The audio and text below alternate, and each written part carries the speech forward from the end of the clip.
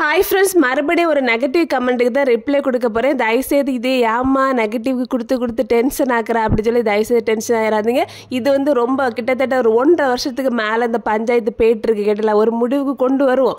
என்னன்னு சொல்லி பார்த்தீங்கன்னா, கொஞ்சம் பேர் வந்து நீங்கள் வந்து ராட்சசன் படத்தில் வர கிறிஸ்டோஃபரோட அம்மா மாதிரியே இருக்கீங்க, நீங்கள் ஒத்துக்கிட்டு தான் ஆகணும்னு சொல்லிட்டு நிறைய பேர் என்ன போட்டு ஒரே டார்ச்சர். அதில் வேறு வாட்ஸ்அப் நம்பர் வேறு இருக்குது, அதில் வேறு பிக்சர் அனுப்பி பாருங்கள், 7 பொருத்தவும் பக்காவாக பொருந்திருக்கு அப்படி சொல்லி நமக்காக டைம் ஒதுக்கி நிறைய பேர் அனுப்பியும் தராங்க.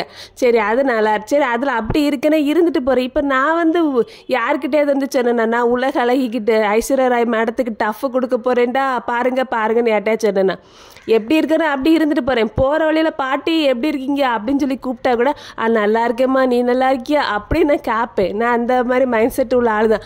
அதனால என்கிட்ட போயிட்டு இருந்த நீங்கள் வந்து ஒவ்வொரு அழகெல்லாம் பியூட்டி ஃபேஷன் சென்ஸ் எல்லாம் என்கிட்ட எதிர்பார்க்காதீங்க. நம்ம அப்படி ஒரு சாதாரண ஒரு சப்ப ஆள் தான், சரியா?